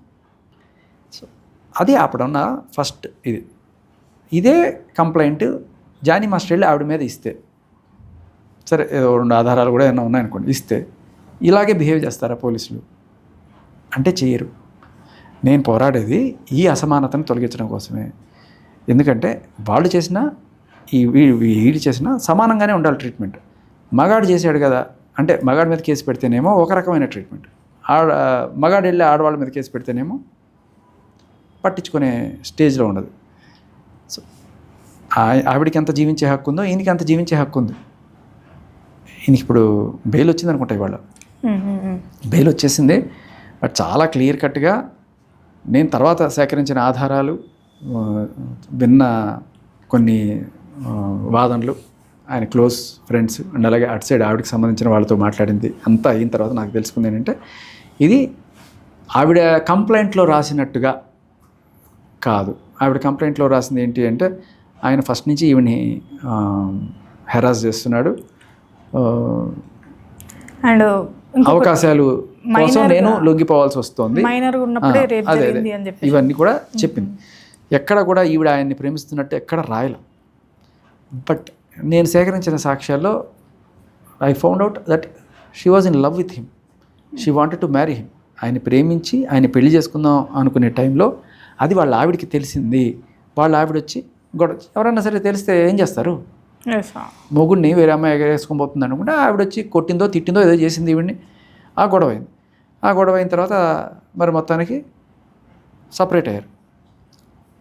ఈయన కూడా గట్టిగా తిట్టే ఉంటుంది కదా, మొగుడు కూడా తిట్టి ఉంటుంది. సో మొత్తానికి ఇంకెందుకు అని చెప్పి కొంచెం దూరం పెరిగే టైంలో ఎలా అయినా సరే మళ్ళీ ఈయన దక్కించుకోవాలి అని ఆయన్ని ప్రవోక్ చేయడానికి రకరకాల వీడియోస్ ఇన్స్టాగ్రామ్లో పోస్ట్ చేస్తూ ఆయన గుర్తులు ఏవైతే పాతవి ఏదైనా ఇచ్చుంటారు కదా, వాచ్లు, ఉంగరాలు, ఇలాంటివన్నీ అవన్నీ మెడలో వేసుకొని పాటలు పెట్టుకుంటూ, ఇంకా అప్పటికీ ఆయన దగ్గర నుంచి ఏమి రాకపోతే ఆయన ఉడికిస్తూ కొన్ని వేరే వాళ్ళతో చేసిన డ్యాన్స్లు ఇట్లాంటివి ఏమైనా పెట్టడాలి, ఇట్లాంటి ఏదో రకరకాల వీడియోలు పోస్ట్ చేస్తూ ఉన్న టైంలో ఆయన డ్రైవర్ ద్వారా ఒక చిన్న సందేశం పంపించాడు ఆవిడకి, ఇంకా చాలు ఇలాంటివి ఆపేయండి, ఎవరి దారి వాళ్ళు చూసుకుందాం, మీరు ఆ గిఫ్ట్లు వేసుకొని ఇవన్నీ కూడా నువ్వు ఊరించడం కరెక్ట్ కాదు, అవి ఆ గిఫ్ట్లు నాకు పంపించే, నువ్వు ఇచ్చిన వాచ్లు ఏ గిఫ్ట్లు అయితే ఉన్నా అవి నీకు పంపించేస్తాను అని చెప్పి ఆయనతో రాయబారం పంపించినప్పుడు ఆ డ్రైవర్ అడిగిన మాటకి వీడు చెప్పిన సమాధానం, నేను ఆయన్ని ప్రేమించాను, ఆయన్ని పెళ్లి చేసుకుందాం అనుకున్నాను, వాళ్ళ బాబీకి అదే అక్కకి తెలిసిపోయింది అని చెప్పి ఆవిడ అన్న మాట ఉన్న కాల్ నాకు దొరికింది. ఓకే, సో మీరు వినాలనుకుంటే వినిపిస్తాను ఒక్కసారి. ఇప్పుడు మీరు అడిగినట్టుగా ఇప్పుడు మైనర్ టైంలో జరిగింది అది ఇది అంటున్నారు కదా. అవును, మైనర్ టైం. సో ఒకవేళ ఇప్పుడైతే మేజరే కదా. ఇప్పుడు మేజర్. ఇప్పుడు 21 ఏళ్ళు పెళ్లి చేసుకున్న వయసు కూడా ఉంది ఆవిడకి. మరి కంప్లీట్ స్పృహ అడల్ట్. ఆవిడ చెప్పిన మాటలన్నీ కూడా మనం ఆవిడే బాధ్యతలుగా చూడాలి. ఆవిడ చాలా క్లియర్గా చెప్పింది, నేను ప్రేమించాను, పెళ్లి చేసుకుందాం అనుకున్నాను. ఇప్పుడు చెప్పింది ఆవిడ. ఇప్పుడంటే ఒక మూడు నెలల క్రితం జరిగిన కాన్వర్సేషన్ ఇది. సో అయినా ఇంకొకటి శేఖర్ భాష గారు, ఆ మైనర్గా ఉన్నప్పుడు రేప్ అంటే అసలు ఏంది, మీ వ్యూ ఆఫ్ పాయింట్లో చెప్పండి. అవన్నీ నేను చెప్పను కానీ బట్ అది ఒకవేళ నిజంగానే ఒక కామాంధుడు నీ మీద అలాంటివి చేస్తే వాడిని ఎవడన్నా ప్రేమిస్తారండి? యా, అది అవకాశాల కోసం ఉంటున్నాము అని చెప్పి అది కూడా ఒప్పుకుందాం. ప్రేమిస్తాను, పెళ్లి చేసుకుందాం అనుకుంటున్నాను, నేను గిఫ్ట్లు ఆయనకి, అంత దరిద్రుడు అనుకున్నప్పుడు గిఫ్ట్లు ఎందుకు ఇస్తావు నువ్వు ఆయనకి? అంత ప్రేమ ఎందుకు చూపిస్తావు? మీకు వినిపిస్తుంది చూడండి ఒక్కసారి ప్లీజ్. హలో అలా ఏంటన్నా ఎక్కడున్నా ఇంత బిజీగా ఉన్నారు మీరు? చెప్పరా కొంచెం. మీరేడున్నారు? నేను ఇంట్లో ఉన్నా. అవునా, ఏం చెప్పాలి? ఏం చెప్పాలంటే మీరు ఎందుకు డ్రాప్ చేస్తావు నాకు క్లారిటీ కావాలి ఫస్ట్. ఆ బండి నుంచి అమ్మాయిని డ్రాప్ చేస్తున్నారు, మీ బండి నుంచి నాకు ఫీల్ అవుతుంది కదా. అరే ఆయనకి ఏదో మైండ్ బాగాలేదు కాబట్టి అంటే అంతే, నాకు కూడా మైండ్ బాగాలేదు అందుకే వీడియో పెట్టాను. ఎందుకంటే నాకు ఏంటంటే ఆ వీడియో చూసి ఆయన కోప్పడతారు, నాకు అదే కావాలి. ఆ వీడియో చూసి ఆయన కోప్పడతారు, ఆయన మైండ్ డిస్టర్బ్ అవుతుంది, అందుకే పెట్టాను. కావాలని పెట్టాను. చెప్పండి, నేను ప్రేమిస్తున్నాను, పెళ్లి చేస్తున్నామని అక్కకి తెలిసిపోయింది. ఇప్పుడు అది ఇంకా ఏముంటది, ఏం లేదు కదా. ఇప్పుడు పెడుతున్నా అంటే దీనికి అర్థం ఏంటి అన్నట్టు అంటున్నా. అర్థం ఏంటంటే నాకు మెమోరీస్ ఉన్నాయి, మెమోరీస్ పెడతాను. ఫస్ట్ ఇప్పుడు ఎందుకు పెడతాం మెమోరీస్? నా ఇష్టం, నా అకౌంట్. అంతేనా? అంతే మరి, నా ఇష్టం, నా అకౌంట్. నాకు మెమోరీ ఎలా అంటే ఇది కొత్త ఇయర్, న్యూ ఇయర్ వచ్చింది కదా, ఆ రోజు చాలా గుర్తు వచ్చాడు ఆయన. అంటే పాత మెమోరీస్ చూసాను, దొరికింది, పెడతాను ఎప్పుడెప్పుడు. ఎందుకంటే లాస్ట్ ఇయర్ ఈ ఫస్ట్ నిన్న. ఓకే, ఇప్పుడు విన్నవరకైతే తనే చెప్తుంది నాకు ఇష్టం, నేను పెళ్లి చేసుకోవాలనుకుంటున్నాను, సో అండ్ సో. నాకు అది పిల్లి ఉంది కదా, పిల్లి ఇచ్చారు, అది గుర్తు వచ్చింది అంతే. అది గుర్తొచ్చింది. ఇప్పుడు నా బర్త్డే ఉన్నప్పుడు గుర్తు వస్తారు, ఖచ్చితంగా గుర్తు వస్తారు. ఎందుకంటే ఇప్పుడు ఎవరు లేరు. ఓకే వదిలే అని చేస్తున్నాం కదా. ఇప్పుడు ఆల్రెడీ కనెక్షన్ లేవు, మాట్లాడలేదు నాతో. ఓకే, ఆల్రెడీ కనెక్షన్ లేదు, వదిలే అని చేస్తున్నారు కదా ఇప్పుడు. అయినా నాకు గుర్తొస్తుంది, ప్రేమిస్తున్నాను, పెళ్లి చేసుకున్నాను. ఆవిడ మాట తీరేలా ఉందండి, ఆవిడకి గుర్తులు ఉన్నాయి, గుర్తొస్తున్నాయి అంటే దట్స్ లవ్ కదా. అవును, ఆ లవ్ చేసింది, ఆయన రాలేదు, అది మండింది, దానికి రేప్ కేసు పెడతారండి? అంటే ఒక్కటి శేఖర్ భాష గారు, ఇప్పుడు ఇదే పాయింట్ ఆఫ్ వ్యూలో ఆలోచిస్తే ఇద్దరు కనెక్ట్ అయ్యారు, తర్వాత వాళ్ళ వైఫ్ చెప్పింది అని చెప్పేసి తను డిస్కనెక్ట్ అవ్వడం జరిగింది. అక్కడ జానీ మాస్టర్ది కరెక్ట్ అంటారంటే కొంచెం తనకి స్మూత్గా డీల్ చేసి చెప్పింటే బాగుండేదేమో. లేదు, ఆ తప్పు వేరు, రేపు అది రేపు కాదు కదా. అవును, నా పాయింట్ అంటే ఆయన కొడితే కొట్టాడని పెట్టు, తిడితే తిట్టాడని పెట్టు. సరే నేను పెళ్లి చేసుకుంటానని ప్రామిస్ చేసి మధ్యలో వదిలేసాడంటే దానికి కూడా ఒక సెక్షన్ ఉంది, ఓకే, అది కూడా పెట్టు. హెరాస్మెంట్ అంటే బ్లాక్మెయిల్ చేస్తే బ్లాక్మెయిల్ చేసాడని పెట్టు. నువ్వేం పెట్టావు? రేప్. క్లియర్ కట్గా ప్రేమించాడని చెప్పు. ఇది ఎప్పుడు? రీసెంట్గా. మరి 16 ఏళ్ల వయసులో నీకు అది అంత దారుణం జరిగింది, తర్వాత చాలాసార్లు అలాంటిది జరిగింది, నేను ఇంత కుమిలిపోతున్నాను అని చెప్పినప్పుడు అతను ఎలా ప్రేమిస్తావు? మీరే చెప్పాలి. ఒక లేడీగా అది జరిగే పనేనా? నాకు కొంతమంది చెప్తున్నారు, లేదండి కొన్నిసార్లు కాంప్రమైజ్ అయి ఉంటారు, ఒక టాక్సిక్ రిలేషన్షిప్స్ ఉంటాయండి, అది ఇది అని చెప్పి అంటున్నారు. బట్ అంటే మనల్ని మనం కాంప్రమైజ్ అయిపోయి మనమే మోసం చేసుకొని అలా ఉండడం వల్ల ఎలాగే ఉంటుంది. ఇప్పుడు నిజానికి నువ్వు నిజంగానే ప్రేమించావు, పెళ్లి చేసుకుంటా అనేది క్లియర్ కట్గా అక్కడ ఎస్టాబ్లిష్ అయ్యింది కదా. ఎస్టాబ్లిష్ అయినప్పుడు ఎక్కడ కూడా నువ్వు అది మెన్షన్ చేయకుండా ఆయన ఫస్ట్ నుంచి నన్ను రేపే చేస్తున్నాడు అని చెప్పి పెట్టిన కేసు ఎలా వ్యాలిడ్ అవుతుంది? ఓకే, సో ఆయన ప్రేమించిన వ్యక్తులు ఎవరు ఇలా కక్ష సాధింపు చేయాలి అంటే ప్రేమ ఎక్కడ? ఈ ఆడియన్స్ మీరు వినిపించాక ప్రేమ కనబడట్లేదు కానీ ఇంకా ఇలా నన్ను వదిలేశాడు కాబట్టి ఈగో అనమాట. ఆయన నా దగ్గరికి రాలేదు, ఎలాగైనా నా దగ్గరికి రావాలి, సో ఆయనకి ఏదో రకంగా ఫీలింగ్ రావాలి, వచ్చి నా దగ్గరికి చేయాలనేది ఆవిడ ఇది ఇది నెక్లెస్ ఇంకొకటి ఉంది కదా ఏళ్ళకి పెట్టుకుంటుంది కదా ఉంగరం, ఆయనకి కావాలా రింగ్ ఆర్ నెక్లెస్ కావాలా ఆయనకి? అది కావాలో ఏమో నాకు తెలియదు. సరే కావాలంటే ఇంటికి వచ్చి తీసుకొని చెప్పి నేను ఎవరికి ఇవ్వను, ఆయన చేతిలో ఆయనకి చేతుల్లో ఇస్తాను. ఆయనే వచ్చి ఆయన చేతులతో తీసేసి తీసుకెళ్ళాలి. నాకు నెక్లెస్ రింగ్ కావాలని చెప్పారా? చెప్పారు నిన్న చూసాక. ఏమొద్దురా మనం మిమ్మల్ని ఇచ్చేయమని చెప్పు, ఏమన్నా చేసుకొని మనకు అనవసరం. అంటే మన ఇచ్చిన గిఫ్ట్ మాకు ఇచ్చేమని చెప్పు. అంతే. సరే ఆయన చెప్పు, నేను ఇచ్చేస్తాను. చైన్ ఉంది, రింగ్ ఉంది, ఇంకో 2 రింగ్స్ ఉన్నాయి, ఇంకొకటి చైన్ ఉంది, లోపల ఉంది.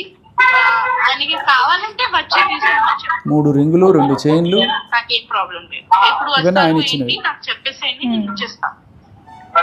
సరేరా చెప్తా. నాకేం అవసరం కూడా లేదు. కానీ నాకు ఆయనకి కావాలి కదా, ఓకే నేను ఇచ్చేస్తాను. కానీ నాకు నా వాచ్ వద్దు. మీరు పెట్టుకుంటారా అంటే పడేస్తున్నారా పడేసి నీకు ఇచ్చేస్తా. నాకొద్దు, నేను తీసుకోను. ఆ వాచ్ నేను తీసుకోను. మీకు పడేయాలంటే అక్కడ నా ముందు డస్ట్బిన్ లో పడేసింది పర్లేదు. నేను తీసుకోను, నేను రిటర్న్ గిఫ్ట్ తీసుకోనన్నా. నేను ప్రేమించి ఇచ్చాను గిఫ్ట్, నేను ప్రేమించి ఇచ్చాను. మీకు కావాలంటే డస్ట్బిన్ లో పడేసాయి, ఎవరికి ఇచ్చేసాయి, వాళ్ళకి ఇచ్చేసాయి పర్లేదు. నాకు వద్దు. సో బేసికల్లీ ఆయన గిఫ్ట్లు ఇచ్చుకున్నారు, లవ్ ఉన్నప్పుడు గిఫ్ట్లు ఇచ్చుకుంటారు. సో నేను ప్రేమించి గిఫ్ట్ ఇచ్చాను, ఆయనకి వాచ్ ఇచ్చాను. నేను ఆయనలాగా తీసుకోను, కావాలంటే ఆయన డస్ట్బిన్లో పడేమో ఆ వాచ్ని, ఆయనకి నచ్చకపోతే. ఆయన కావాలంటే నేను ఇచ్చేస్తా ఆయన ఇచ్చినవి, కానీ నేను ఇచ్చింది నేను తీసుకోను, ఎందుకంటే నేను ప్రేమతో ఇచ్చాను. క్లియర్ కట్గా ఏమర్థమవుతుంది ఎవరికైనా, చిన్నపిల్లాడికైనా అర్థమవుతుంది. కానీ ఇప్పుడు ఎక్కడ కూడా ప్రేమ అనేది లేదు, పెళ్లి అనే టాపిక్ లేకుండా జస్ట్ ఓన్లీ అసాల్ట్ అనే కంప్లైంట్ రాసిస్తే. ఈ కంప్లైంట్ కాకుండా తన పాయింట్ ఆఫ్ వ్యూలో ఏదైనా ఆలోచించాలంటే మీరేం ఆలోచిస్తారు? అదే ఏమైనా కానీ నిజంగానే ఆయన వల్ల ఈవిడికి అన్యాయం జరుగుండొచ్చు, ఓకే, జరుగుండుంటే ఏ అన్యాయం అయితే జరిగిందో అదే పెట్టాలి. ఇవాళ రేపట్లో మనం చూస్తున్న కేసులు అన్నీ కూడా అదే. ఇప్పుడు ఈ హర్షసాయి కావచ్చు, లేకపోతే వీళ్ళు కొన్నాళ్ళు కలిసి ఉంటారు, ట్రావెల్ చేస్తున్నారు. ఇది సడన్గా ఏదో హాస్పిటల్ కలకత్తాలో జరిగినట్టు ఇంకెక్కడ జరిగినట్టు అది అలాంటిది కాదు కదా. ముక్కు మొహం తెలియని అమ్మాయిని వాళ్ళు అత్యాచారం చేశారు, అటువంటి కాదు కదా. వీళ్ళు కొన్నాళ్ళు కలిసి ట్రావెల్ చేసి అన్ని రకాల ఫోటోలు అన్నీ ఉంటాయి, మనకి వీడియోలు అన్నీ వీళ్ళ దగ్గర ఉంటాయి, ప్రేమ గుర్తులు అన్నీ ఉంటాయి. టక్కుమని ఒకరోజు ఏదో గొడవ వస్తుంది. ఆ గొడవ వచ్చినప్పుడు సరే కొంతమంది మామూలుగా ఏదో కాంప్రమైజ్ చేసుకుంటారు, కొంతమంది విడిపోతారు. బట్ ఇదేమిటి, ఇది రేప్ కేసులు పెట్టుకోవడాలు సరికొత్త కల్చర్ అనమాట. అంటే ఏదైనా సరే నేను కాళ్ళ దగ్గర తెప్పించుకోవడానికి ఈ పోలీసు అంటే చట్టాన్ని మన చుట్టంలాగా ఆడుకోవడం. మీ భాషలో ఏమంటారు, చుట్టాలు ఆడవాళ్ళకి చుట్టాలా మాకు అలాగే ఉంది కదా ప్రస్తుతానికి. అదే ఇప్పుడు ఈయన చేస్తే ఎవరన్నా ఇట్లా నన్ను ఒక అమ్మాయి హింసిస్తుందని చెప్పి పెడితే తీసుకుంటారా? లేదు కదా, లేదు. అదే నా పోరాటం. ఇప్పుడు వద్దంటే ఇద్దరికీ లేదని చెప్పు, ఉందంటే ఇద్దరికీ ఉందని చెప్పు. ఒకళ్ళు మాత్రమే చేయగలరు, ఒకళ్ళు మాత్రమే కేసులు పెట్టగలరు, ఒకళ్ళని ఇరికిచ్చి వాళ్ళని చేయగలరు. అంటే ఇదేమవుతుందంటే ఫస్ట్ టైం ఏదో కోపం మీద చేసేసారు అనుకున్నా కూడా ఇది వాళ్ళకి నేర్పిస్తుంది. చాలా చిన్న వయసు, 21 ఏళ్ల వయసు. ఇప్పుడు రేపు ఫ్యూచర్లో ఓకే మన కేసు పెట్టి ఇలా చేయొచ్చు అని చెప్పి నేర్చుకుంటే వాళ్ళు కొంతమంది రిపీట్ అఫెండర్స్ అంటారు. వాళ్ళు ఇదే పని చేస్తుంటారు అన్నమాట జీవితంలో. ఇంకా మనకి ఏమక్కర్లేదు, జస్ట్ కేసులు పెట్టుకుంటే వాళ్ళు సెటిల్మెంట్ కోసం డబ్బులు ఇస్తుంటారు అనేది ఇలా ఫస్ట్ ఒక చోట నేర్చుకొని ఇది పెరుగుతూ పోతూ ఉంటుంది అనమాట. ఓకే, అది ఇది చాలా డేంజరస్ కల్చర్. ఇది మనం మొగ్గలోనే తుంచకపోతే ఇది ఒక పెద్ద ఇండస్ట్రీలాగా తయారవుతుంది. అండ్ వన్ థింగ్, ఇప్పుడు వీళ్ళ గురించి జానీ మాస్టర్ గురించి ఒక క్లారిటీ ఇచ్చారు మాకు.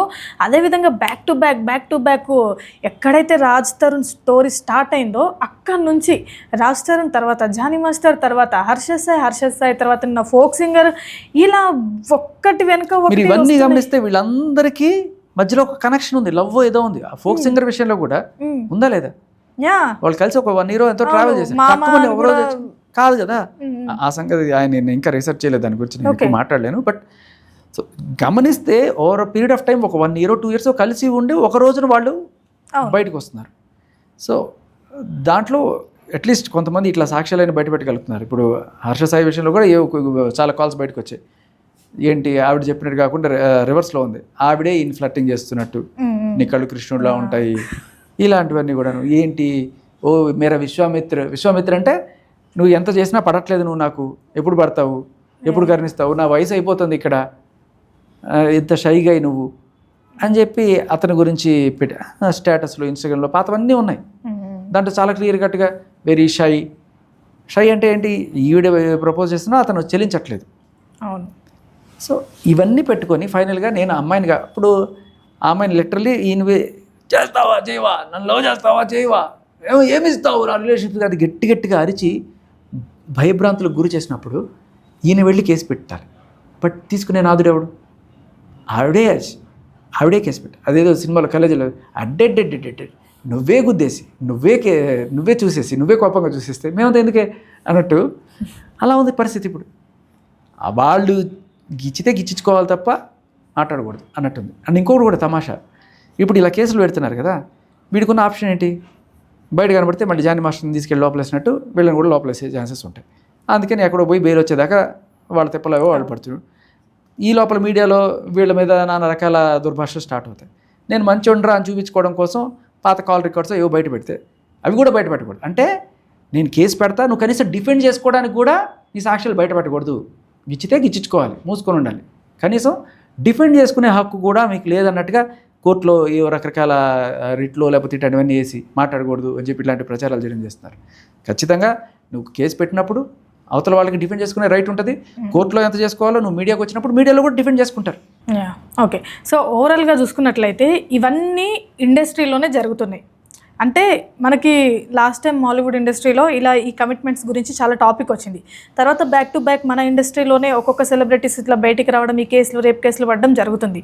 అంటే నిజంగా ఒక కమిట్మెంట్స్ ఇండస్ట్రీలో ఉన్నాయా? అంటే నా క్లోజ్ సోర్సెస్లో ఇప్పుడు నేను ఎప్పుడు అంత దగ్గరలో చూడలేదు. ఇవన్నీ కూడా ఎవరో చెప్తే వినడం తప్ప. బట్ కొంతమంది క్లోజ్ ఫ్రెండ్స్ చెప్పేది చాలా 100కి 90% ఏంటంటే జరుగుతూ ఉంటాయి ఇక్కడ అని చెప్పేవాళ్ళు ఉన్నారు. దాన్ని బట్టి నేను మీకు సర్టిఫికేట్ అయితే ఇవ్వలేను, కానీ ఇవి జరుగుతున్నాయి అనే మాట చాలామంది నోట నేను విన్నాను. నాకు క్రెడిబుల్ సోర్సెస్ ద్వారా ఇలాంటివి జరుగుతున్నాయి. సో ఇక్కడ నేనేమంటానంటే 90% జరుగుతున్నప్పుడు మిగతా 10% ఎవరైతే ఉన్నారో, అంటే ఏ రకమైన కమిట్మెంట్లు లేకుండా న్యాచురల్గానే వాళ్ళ టాలెంట్ తోటి పైకి వచ్చిన హీరోలు హీరోయిన్లు ఎవరైనా కావచ్చు. సో వాళ్ళని మనం ఆదర్శంగా చూపించాలి తప్ప వీళ్ళు చేసే పని మనం తప్పుగా చిత్రీకరించకపోతే రేపు ఈ కల్చరు ఈ 90 నుంచి 100% కూడా వెళ్ళిపోతుంది. అంటే మీకు ఏ రకమైన కమిట్మెంట్లు అలాంటివన్నీ ఇవ్వకుండా పద్ధతిగా నికార్స్గా ఉండి హీరోయిన్ అవ్వాలనుకున్నారు. ఇంకో అమ్మాయి మీకు పోటీగా వచ్చింది ఆడిషన్కి, ఆ అమ్మాయి దేనికైనా రెడీ అన్నట్టుగానే వచ్చింది అనుకుందాం.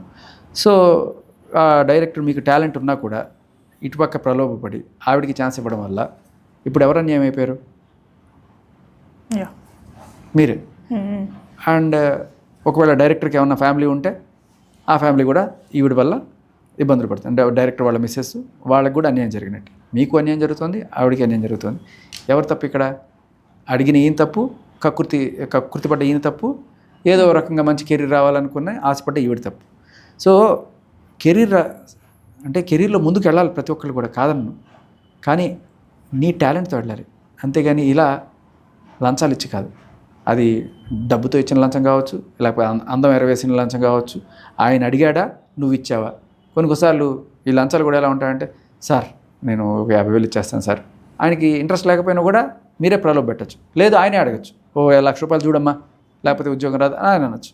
ఏది చేసినా రెండు తప్పే కదా. లంచం ఇవ్వడం తప్పు, లంచం తీసుకోవడం తప్పు. మనం దీన్ని కూడా అలాగే ఈ కమిట్మెంట్లు ఆఫర్ అడిగిన వాడిది ఎంత తప్పో వాళ్ళు ముందుకు వచ్చిన వాళ్ళది కూడా అంతే తప్పు. మీ వల్ల మీరు అడిగిన క్వశ్చన్ ఏదైతే ఉందో ఇండస్ట్రీలో ఇది సర్వసాధారణంగా సార్ అంటే మీరు అందరినీ ఇండస్ట్రీలో ఉండే వాళ్ళందరినీ మీరు ఆ మాట అనేసినట్టే. అందుకని అట్లీస్ట్ ఆ 10% అయినా నికార్స్ అయిన వాళ్ళని మనం గౌరవిద్దాం. ఇలాంటి వాళ్ళని లిటరల్లీ ఇది వ్యభిచారానికి దీనికి ఏంటండి తేడా? వాళ్ళు డబ్బుల కోసమే చేస్తున్నారు, వీళ్ళు వేరే లాభం కోసం చేస్తున్నారు. కెరీర్లో ముందుకు పోతున్నారు. వాళ్ళు ఒక రోజు చేసేసి వాళ్ళ పని వాళ్ళు చూసుకుంటారు. కానీ వీళ్ళు మీ జీవితాన్ని తొక్కి, వాళ్ళ ఫ్యామిలీ జీవితాన్ని తొక్కి ఇంతమంది జీవితాలు నాశనం చేస్తున్నారు. ఇది ఇంకా పెద్ద అఫెన్స్ చెప్పాలంటే. ఎవరన్నా అడిగితే కంప్లైంట్ చేయండి, చెప్పు తీసి కొట్టండి, తప్పులేదు. కానీ లొంగిపోయి నేను కెరీర్ కోసం లొంగిపోయానని ఇలాంటి కథలు చెప్పడం వల్ల అది సానుభూతి వస్తుంది అనుకుంటున్నారో, బట్ ఇన్నాళ్ళు చూసిన సానుభూతి మీరు ఎప్పుడైతే సానుభూతిగా చూస్తారో ప్రతి ఒక్కళ్ళు ఇది నేర్చుకోవడం లేకపోతే ఇలాంటి కల్చర్కి మీరు బలం పోస్తున్నట్టే. కాబట్టి ఖచ్చితంగా ఇట్లాంటి కల్చర్ని చెప్తూ కొట్టాలి. ఆయన అలాగే ఈవిడ కూడా ఇట్లాంటివి చేయకూడదు అని చెప్పి ఆవిడకి చెప్పాలి. అలాంటివి ఎవ్వరూ హర్షించకూడదు. ఓకే. అండ్ మిమ్మల్ని పాపం ఆల్రెడీ అంటే వదలకుండా మళ్ళీ ఇదే జోనర్లోకి లాక్కొచ్చి పాపం. ఓకే. అండ్ మీకు కూడా ఒక ఓన్ స్పేస్ అనేది ఉంటుంది కాబట్టి, అంటే కాసేపు ఇవన్నీ పక్కన పెట్టి మీ ఓన్ స్పేస్ మీకు కూడా ఉంటుంది కాబట్టి, మీ లైఫ్లో ఎక్కువగా హ్యాపీయెస్ట్ మూమెంట్ ఏదండి? కూతురు పుట్టినప్పుడు అంతకుమించిన హ్యాపీయెస్ట్ మూమెంట్లు ఏముంటాయి? ఓకే. సో పిల్లలతో ఉండడం, వాళ్ళ మీదకి తొక్కడం, వాళ్ళకి కథలు చెప్పుకోవడం, ఇవే హ్యాపీస్. ఓకే. ఫుల్ హ్యాపీ ఉన్నారైతే ఇప్పుడు మీరు.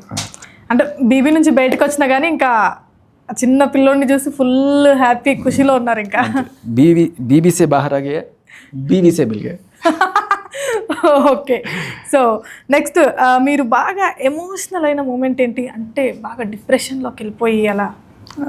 అంతే, ఎవరన్నా క్లోజ్డ్ వన్స్ చనిపోయినప్పుడు అలా. అంతకుమించి వస్తువులు పోతే ఎప్పుడు బాధపడడం, మనుషులు పోతేనే బాధపడతాం. Okay. Okay. So next journey ఎలా ఉండబోతుంది శేఖర్ భాషది? అంటే నాకు ఒక మంచి సినిమా తీయాలని కోరిక. ఓకే. అండ్ అలాగే ఈ ప్రస్తుతం ఏ కాజ్ కోసం అయితే ముందుకు వచ్చానో, ఇలా మగాళ్ళకి అన్యాయం జరుగుతోంది చట్టాల్లోనూ, అలాగే పోలీస్ వ్యవస్థ మగాళ్ళ పైన బిహేవ్ చేసే తీరు ఏదైతే ఉందో, ఎస్పెషల్లీ ఈ అబ్బాయిలు పెట్టుకునే కేసుల్లో, దాంట్లో అనేదే పోరాటం. అది ఎక్కువ రోజులు చేయను నేను. మా అయితే ఒక 3 నెలలు, అట్ ద మ్యాక్సిమం 6 నెలల లోపల ఫినిష్ చేసేసుకొని నా సినిమా జోలికి నేను వెళ్ళిపోతాను. సో సినిమాలోకి వెళ్ళిపోతాను అంతే. సో ఈ లోపల ఏదో ఒకటి తాడోపేడ తేల్చేసుకొని నా ప్రయత్నం అయితే నేను చేశాను అనుకునే, అంటే ఇక్కడ ఏదో వాళ్ళకి వీళ్ళకి 4 మీడియా ఛానల్లో ఇంటర్వ్యూ ఇవ్వడం వల్ల ఇది అవుతుందని నేను అనుకోను. ఇది గట్టిగా ఢిల్లీలో ఒక చప్పుడు వినిపించాలి, అక్కడ ఏదైనా చలనం రావాలి. అది అయిపోతే నా పని నేను చూసుకుంటాను. సూపర్. ఓకే శేఖర్ భాష గారు, ఇప్పుడు నేను హౌస్లో నుంచి ఒక్కొక్కరి నేమ్స్ చెప్తాను. ఒక పాజిటివ్, ఒక నెగిటివ్ చెప్పండి వాళ్ళ గురించి. ఓకే. నెగిటివ్ కూడా చెప్పాలా? Okay. 1 point positive, 1 point negative చెప్పాలి. నేను వాళ్ళ నేమ్స్ చెప్తుంటాను, మీరు ఆలోచించకుండా చెప్పేస్తుండాలి, ఒక ర్యాపిడ్ ఫైర్ లాగా. ఓకే. చాలా కష్టం అండి. ఉన్నారు కదా, 2 వీక్స్ ఉన్నారండి మీరు. చెప్పండి. ఓకే. నిఖిల్ మంచి అథ్లెటిక్ ప్లేయర్ అండ్ మంచి సమర్థుడు, కానీ చెప్పుడు మాటలు వింటాడు. నెగిటివ్ చెప్పుడు మాటలు వింటాడు. అదే. ఓకే. పృథ్వీ వచ్చేసి పాజిటివ్ ఏంటి? పృథ్వీ మంచి మనిషి, మంచి ఫ్రెండ్లీ గాయ్. కాకపోతే గేమ్లోకి వచ్చినప్పుడు తొండాడైనా సరే గెలవాలనుకుంటాడు. ఓకే. Negative point? అదే, గేమ్లో ఉన్నప్పుడు తొండి అంటే మోసం చేసినా గెలవాలనుకుంటాడు. ఓకే. Sonia superiority complex. నాకే అంతా తెలుసు, మీరందరూ నా ముందు జుజుబీలరా, నేను చెప్తాను మీరు నేర్చుకోండి అనే అందరినీ, అంటే నాకు తెలుసు మీరు వినండి అనేది నాకు నెగిటివ్గా అనిపిస్తుంది. పాజిటివ్ బొట్టు పెట్టుకుంటుంది. ఇంత సింపుల్గా చెప్పేశారు. నిజంగా అంటే అమ్మాయి బొట్టు పెట్టుకుంటే చాలా ప్రశాంతంగా ఒక బుద్ధుని చూసినట్టు ఒక మంచి లుక్ అనిపిస్తుంది. చక్కగా బొట్టు పెట్టుకుంటుంది ఆ పిల్ల. సూపర్. సీత మంచి పోరాట పటిమ, వెరీ ఫ్రెండ్లీ నేచర్. నెగిటివ్లు సీతలో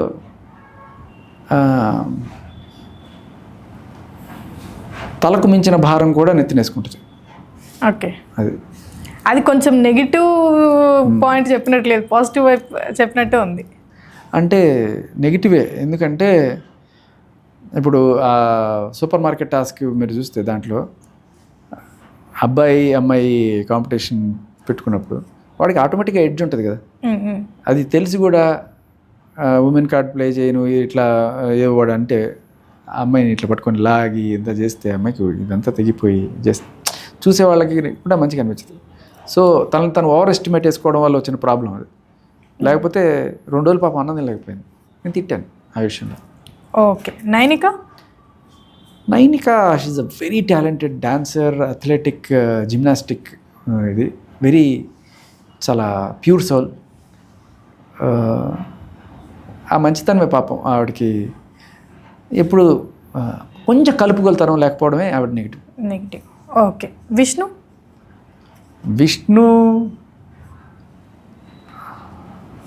మరి ఇన్నోసెంట్ అంటే పాజిటివ్ నెగిటివా? మీ ఇష్టం, మీరు దేంట్లో వేసుకుంటారు, దేంట్లో మీరు పాజిటివ్ చెప్పండి, నెగిటివ్ చెప్పండి. ఫస్ట్ పాజిటివ్ చెప్పండి. Very innocent but negative flirting negative. Okay. Nabil is a very gentlemen. వాడికి నెగిటివ్ ఏం చెప్పచ్చు? నెగిటివ్ ఏముందబ్బా? నెగిటివ్ అసలు నెగిటివే లేదా నబిల్లో? అంటే ఫిజికల్గా కొన్ని ప్రాబ్లమ్స్ ఉన్నాయి, లైక్ హ్యాండ్ రిస్ట్ దగ్గర బ్యాక్ ప్లాన్ ఉంది. దానివల్ల కొన్నిసార్లు గేమ్స్లో నెగిటివ్ అయ్యే అవకాశం ఉంటుంది. ఓకే. అంతగా మీరు నెగిటివ్ చెప్పలేదు, బట్ ఓకే, కాంప్రమైజ్ అవుతున్నా. ఆదిత్య ఓం గారు మంచి పనిమంతుడు, అన్ని పనులు చకచకా చేసేస్తాడు. ఏ పనులు అయినా సరే, ఇంటి పనిలో ఎక్కడ కూడా డిసిప్లిన్, కానీ స్పోర్టివ్గా తీసుకోడు. తను నామినేషన్ చేసినప్పుడు నేను స్పోర్టివ్గా తీసుకున్నాను. నేను నామినేషన్ చేసినప్పుడు నన్ను ఒక 2-3 రోజుల పాటు సూటిపోటు మాటలతో కూర్చాడు. ఓకే.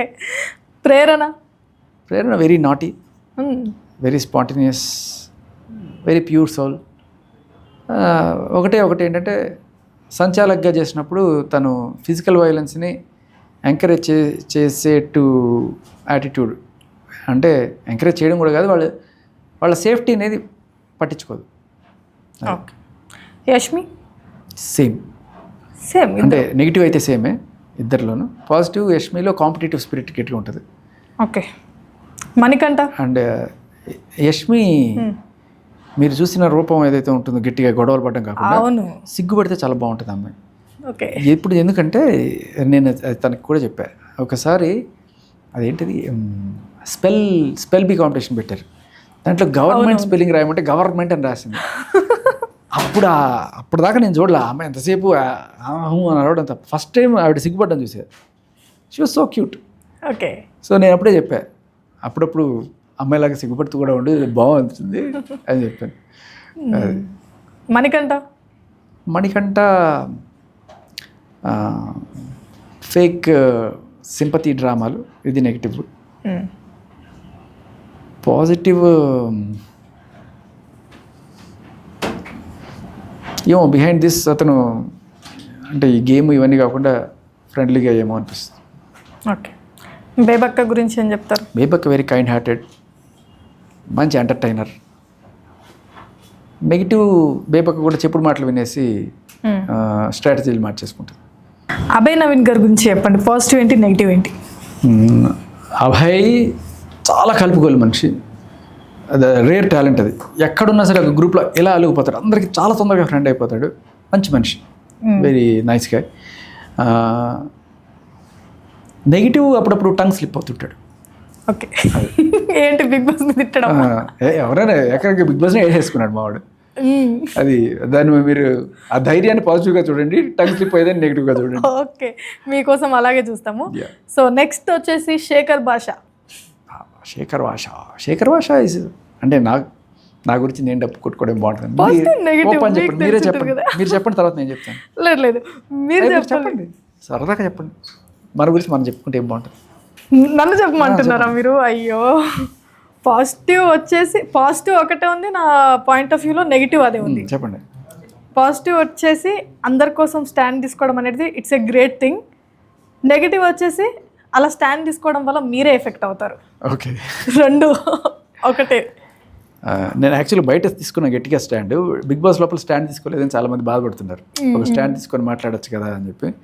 ఒకవేళ రీఎంట్రీ వస్తే ఈ ఫోన్కి ఒక మంచి స్టాండ్ ఉంటుంది, అది తీసేది నేను స్టాండ్ తీసుకుంటా అని చెప్పి. యాక్చువల్లీ మీరు చూసారా కామెంట్స్లో ఇప్పటికీ మాకు శేఖర్ భాష రీఎంట్రీ కావాలి అని చెప్పేసి అడుగుతున్నారు. అదే నేను మొన్నే చెప్పా, మళ్ళీ మీ ఛానల్లో కూడా చెప్తా, నా రీఎంట్రీ పక్కా. ఎందుకంటే ఈ వైల్డ్ కార్డ్ ఎంట్రీస్లో ఒక లేడీ అయినా ఉంటుంది కదా, ఉంటారు కదా, వాళ్ళు లేడీని ఏమంటారు, నారీ అంటాం కదా, నారీ ఎంట్రీ. ఏంటండి మీరు జోక్స్? ఇంకా 2 జోకులు చెప్పండి మా హలో టీవీకి. మీకోసం మీరు జాస్మిన్ కదా మీ పేరు, జాస్మిన్ అంటే మంచి ఫ్లవర్. యా, అన్ని పూల్లోకి అతిపెద్ద పూలు ఏది ఇప్పుడు? అన్ని పువ్వులు అతిపెద్ద పువ్వు. అది ఎట్లా చెప్తాం, అది లోటస్. ఇంకా పెద్దది ఉంటుంది. ఇంకా పెద్ద ఫ్లవర్స్ ఏమో. అన్ని పూలలోకి అతిపెద్ద పూలు స్విమ్మింగ్ పూల్. లేదు లకడిగా పూలు, అది ఇంకా పురాణ పూలు. అసలు మీరు పొగుడతారా లేదంటే పొగిడినట్టు ఇట్లా లేపి ఇట్లా ఎత్తేస్తున్నారు అందరినీ. So okay, so thank you so much for giving this interview Shekhar Bhasha గారు. thank you. And so nice to meet you and all the best for your future. Thank you Jasmine, all the best to you too. Okay, thank you.